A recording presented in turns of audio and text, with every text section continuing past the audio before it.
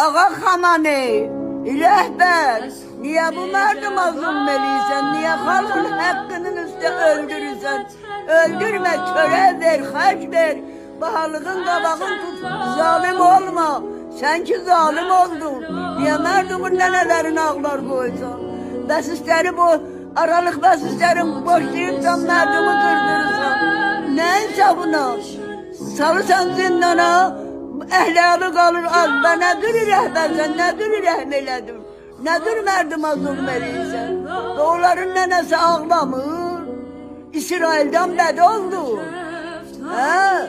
İsrail bir tane atırdı, gene biri ikisi ölürdü. Sen öyle bir yeşere kırdırırsan, namert. Bebiled adam namert olar, neçe boyun kırdırırsan merdumun ehliyalı. Ya insaf elə de bir utan da. Ehliyalın qəşək kefin çəkir. Merdumun kız gelini avara darada işləyir. Bir tiki ehliyalına töre çıxadı.